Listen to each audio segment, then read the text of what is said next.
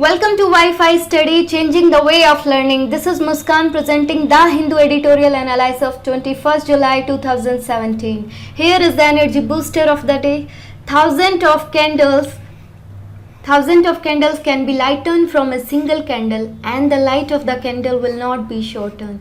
देखिए देखने में एक और बहुत सिंपल है कि एक मोमबत्ती से हज़ारों मोमबत्ती जलाई जा सकती है, फिर भी उस मोमबत्ती की, उस कैंडल की लाइफ कम नहीं होती है. लेकिन ये उतनी ही डीप कोट है कि यूनिवर्स ने सारी चीज़ों को दो हिस्सों में बांट दिया गया है. एक वो चीज़ कि the stuff you lose when you give away, और दूसरा है the stuff which given away but cost us nothing. एक वो चीज़ है जो आप किसी को दे दो और आपके पास से उनका पोजेशन चला जाएगा, वो होती हैं हमारी मेटेरियलिस्टिक चीज़ें. और दूसरा वो आप किसी के साथ उसको शेयर कर लो, लेकिन जितना शेयर करोगे वो उतनी ही बढ़ेंगी. फॉर एग्जाम्पल हैप्पीनेस, आप जितनी हैप्पीनेस सोसाइटी के साथ बांटोगे उतनी हैप्पीनेस बढ़ेगी. तो ये हमारी यूनिवर्स का कॉन्सेप्ट है. ऐसे ही कोट ऐसे में आती है, आपको सिंपल सी कोट दी जाती है और उस पे इसी तरीके से आपने अपने थॉट्स को रखना होता है. Here is the first article of the day, gain in translation. This is about our languages census. ये जो हमारा सेंसस हुआ है लैंग्वेजेस का, अभी तक 2011 के बाद सेंसस नहीं आया है, ये उसके बारे में है. ये हमारा आर्टिकल है हमारे न्यू प्रेसिडेंट जो इलेक्ट होके आए हैं, 14th प्रेसिडेंट, ये उनके बारे में है. अब उनका काम किस तरीके से उनकी प्रेसिडेंसी को दिखाएगा, ये पूरा आर्टिकल उस बारे में है. ये हमारा आर्टिकल है ONGC और हिंदुस्तान पेट्रोलियम एक साथ मिलके मर्ज हो रहे हैं और अब जाके किस तरीके से ये हमारी इकोनॉमी को बेनिफिट करेंगे, ये आर्टिकल इस बारे में है. ये आर्टिकल बिल्कुल इम्पोर्टेंट नहीं है, ये आर्टिकल बहुत इम्पोर्टेंट है. ये है अर्बनाइजेशन के बारे में, पर इसे हम सैटरडे या संडे को डिस्कस करेंगे क्योंकि इसमें काफ़ी कॉन्सेप्ट हमने डिस्कस करने हैं. पॉलिटिकल प्लस इकोनॉमिक्स के भी काफ़ी कॉन्सेप्ट है, क्योंकि 3 तरीके से इसमें अपने व्यूज़ दिए हुए हैं. सेंटर का भी है, लेफ्टिस्ट का भी है और राइट विंग ने भी अपने व्यूज़ इसमें शेयर किए हैं. डिस्कस करते हैं सबसे पहले आज के आर्टिकल्स में जो इंपॉर्टेंट वर्ड यूज हुए हैं. फर्स्ट इज बून. बून का मतलब होता है a thing that is helpful and beneficial. जो चीज़ आपको बहुत ज़्यादा फायदा पहुंचाती है, दैट इज बून. मतलब एक तरीके से हिंदी में हम उसको बोलते हैं वरदान. बहीमोथ. बहीमोथ होता है अ ह्यूज और मॉन्स्टर क्रिएचर, कोई बहुत बड़ा मॉन्स्टर, कोई बहुत बड़ी चीज़. जैसे मान लो एक पागल हाथी है, ये एग्जाम्पल है, तो that is behemoth. Third one is enormous. Enormous होता है very large in size. For example this year we have enormous production of mangoes. इस बार मैंगोज का जो प्रोडक्शन था वो बहुत बड़ी संख्या में था. इनअलाइनेबल. इनअलाइनेबल का मतलब है एब्सोल्यूट, जो चीज़ बिल्कुल एब्सोल्यूटली तरीके से आपकी है, and can't be taken away, और उसको आपसे कोई नहीं ले सकता, that is inalienable. Fifth one is gauge. Gauge का मतलब होता है लुक इंटेंटली एट समथिंग, और हिंदी में इसको बड़ा ही अच्छे वर्ड में बताते हैं टकटकी लगा के देखना. ठीक है, किसी चीज़ को बहुत ध्यान से देखना इज गेज. फिर है सिक्स्थ है कंटेंशियस. कंटेंशियस का मतलब होता है कंट्रोवर्शियल, जिस चीज़ पे मतलब झगड़ा हो सकता है, क्वेरलसम, वो विवादास्पद बोलते हैं हिंदी में इसको, दैट इज कंटेंशियस. ये हमारे नए प्रेसिडेंट आए हैं, 14th प्रेसिडेंट है हमारे रामनाथ कोविंद जी. अब आर्टिकल राइटर देखिए किस तरीके से इनको रिप्रेजेंट करता है, किस तरीके से इनके काम को रिप्रेजेंट करता है, वो हम डिस्कस करेंगे. As India 14th President, Ramnath Kovind will be expected to play the important role of safeguarding the spirit of Constitution and the foundation of our Parliament democracy. इन्होंने बोला है जो 14th प्रेसिडेंट आए हैं हमारे रामनाथ कोविंद जी, उनसे एक्सपेक्ट किया जाता है कि वो हमारे कॉन्स्टिट्यूशन की जो स्पिरिट है उसको बचा के रखेंगे. और स्पिरिट जैसे हम, जो उसकी आत्मा है हमारे कॉन्स्टिट्यूशन की, मतलब ऐसे काम करेंगे जो पूरी सोसाइटी को फ़ायदा दे, ऐसे डिसीजन वो लेंगे. और जो पार्लियामेंट्री डेमोक्रेसी है उसको बचाएंगे, उसकी नींव को और स्ट्रॉन्ग करेंगे. पार्लियामेंट्री डेमोक्रेसी का मतलब किसी भी पार्टी के लिए बायस नहीं होंगे, यहाँ पे no biasness for any party. Okay, next है हमारा the use and abuse of article 356। Article 356 होता है प्रेसिडेंट रूल। प्रेसिडेंट रूल का यूज या अब्यूज इस नहीं करेंगे, इसको सिर्फ जनहित के लिए ही यूज किया जाएगा।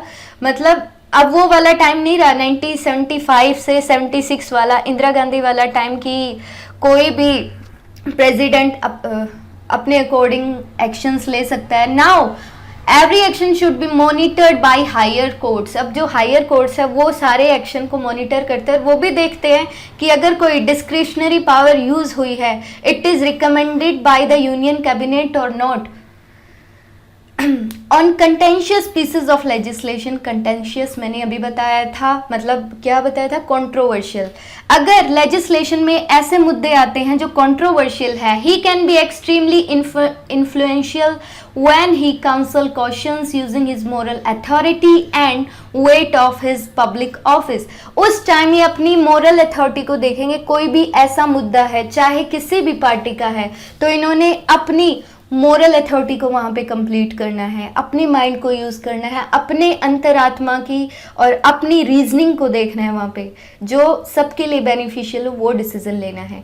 अच्छा, डिस्कस करते हैं यहाँ पे डिस्क्रिशनरी पावर क्या होती है। डिस्क्रिशनरी का मतलब होता है कि any action which is taken by a person individually और इंडिपेंडेंटली। ठीक है, ये हमारा 1935 में इसको डिस्कस किया गया था, गवर्नमेंट ऑफ इंडिया एक्ट 1935 का।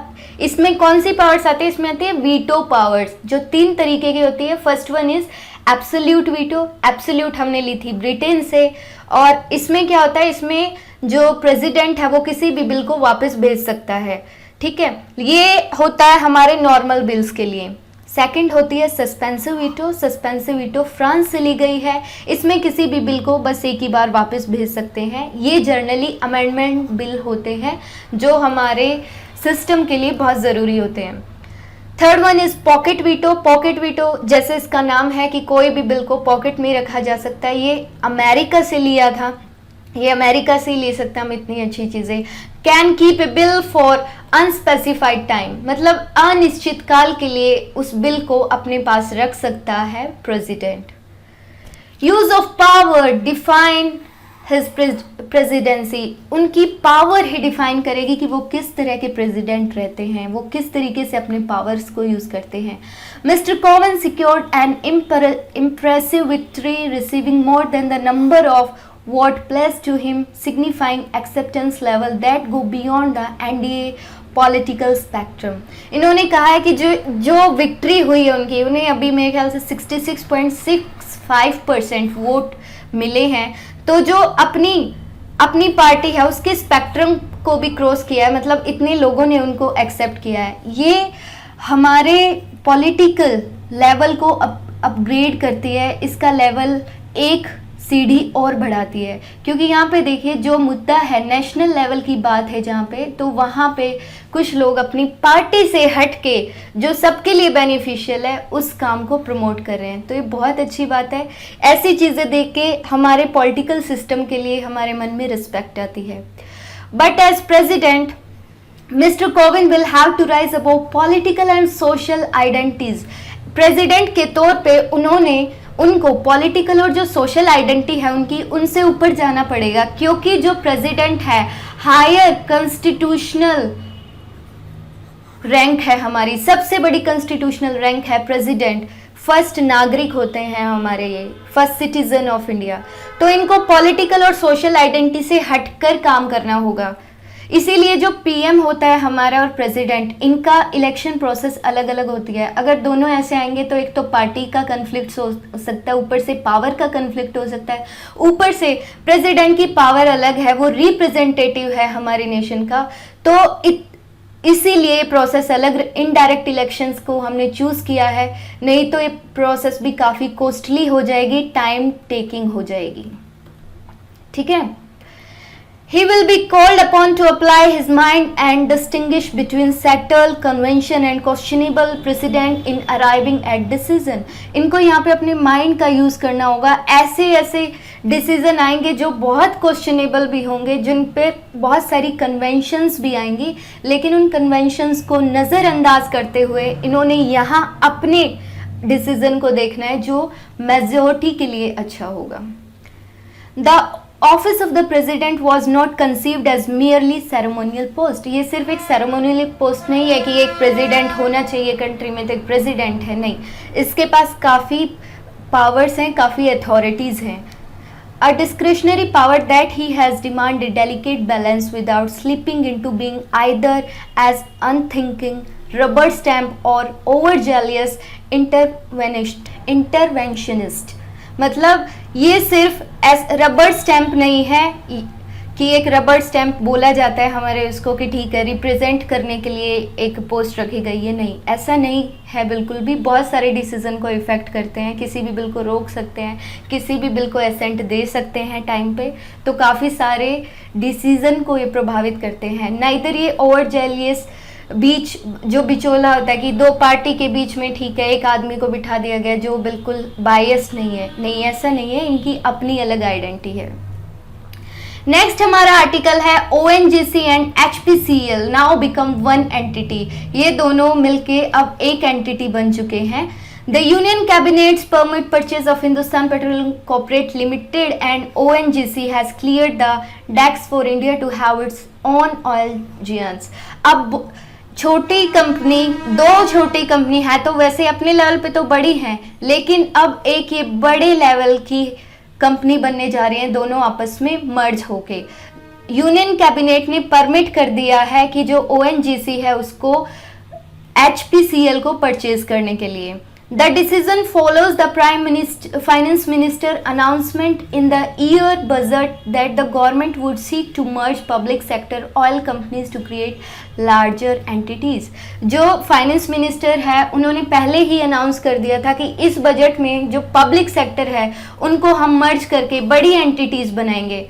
देखिए फ़ायदा क्या होता है यहाँ पे, किस तरीके से होता है। फॉर एग्जाम्पल ए कंपनी है, बी कंपनी है। ए कंपनी के पास 1000 करोड़ का टर्नओवर है, बी कंपनी के पास भी 1500 करोड़ का टर्नओवर है। तो जब ये दोनों मिल जाती हैं तो 25,000 करोड़ का टर्नओवर हो जाता है, जो इंटरनेशनल लेवल पे एक बड़ी इमेज बनाता है और इनके फिर डिसीजन भी, इनके कॉन्ट्रैक्ट भी बड़े लेवल पे होते हैं।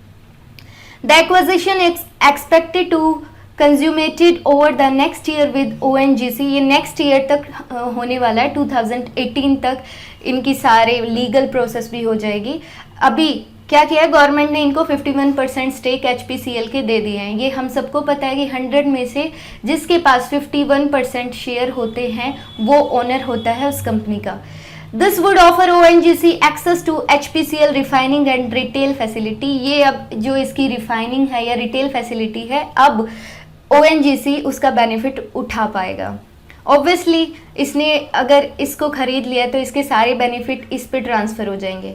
अ rational is that a bigger vertically integrated oil company can help India to achieve the scale required to complete at a global level and help better absorb oil price shocks. जो price के shocks लगते रहते हैं, ठीक है, इस price company के ये प्राइस जा रहे हैं, इस कंपनी के शेयर्स यहाँ जा रहे हैं, तो दोनों आपस में एक बड़ी कंपनी मिल जाती है तो दोनों एक दूसरे को बेनिफिट करेंगे और इनके फिर कैपेसिटी ज़्यादा हो जाएगी क्योंकि इनके पास ऑब्वियसली फंडिंग ज़्यादा होगी, ह्यूमन रिसोर्सेज ज़्यादा होंगे, तो ऑब्वियसली छोटे मोटे जो चेंजेस आएंगे प्राइस में फिर वो इनको इफेक्ट नहीं कर पाएंगे।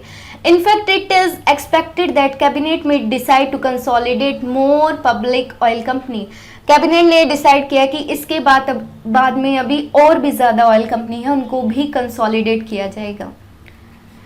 इन addition the sale of HPCL could contribute 30,000 crore. अभी जो है इसकी सेल से जो हमारे खजाने में, सरकारी खजाने में 30,000 करोड़ का इजाफा हुआ है और इसकी वजह से क्या हुआ है, जो तीसरे साल का हमारा डिसइन्वेस्टमेंट टारगेट था वो भी इस वजह से कंप्लीट हुआ है क्योंकि बहुत भारी रिवेन्यू हमें मिल रहे हैं यहाँ पे। डिसइन्वेस्टमेंट का मतलब होता है जब गवर्नमेंट अपने एसेट्स दूसरे कंपनी को सेल कर देती है, लिक्विडिफाई कर देती है, उसको हम बोलते हैं disinvestment. All this of course make the ONGC HPCL deal look like a boon for the government, the oil sector and the overall economy। boon का मैंने बताया था वरदान, blessings, anything which is beneficial। तो अभी तो ये दिख रहा है कि ये गवर्नमेंट के लिए एक वरदान की तरह है कि इतने बड़े लेवल पे कंपनीज बनने जा रही हैं और हमारी पूरी इकोनॉमी को ये इफेक्ट करेंगी। बट अभी ये भी क्वेश्चन है, there are question about how ONGC will find the cash to complete and how it can bypass and open offer to minority shareholder, but these may be at least of its worries. ये बोला है कि अभी वैसे ये भी questioning है क्योंकि जो ओएनजीसी है वो पहले घाटे में चल रही थी, अभी लास्ट ईयर तक कोई बहुत ज़्यादा इजाफा नहीं दिखा रहे है। तो अभी ये भी क्वेश्चनेबल है कि ये इतना भारी अमाउंट कहाँ से अरेंज करेंगी, बट इतनी बड़ी वरीज की बात नहीं है ये। Notably, the merger of Air India and Indian Airlines in 2007 failed to realize the expected benefit of scale and synergy from a larger enterprises. इन्होंने बोला है कि 2007 में जब एयर इंडिया और इंडियन एयरलाइन का मर्जर हुआ था उसमें तो हमें कुछ भी फायदा देखने को नहीं मिला। इनफैक्ट इंडियन एयरलाइंस घाटे में ही चल रही है हमारी अभी भी। फिर आया हमारा the Lofty goal of creating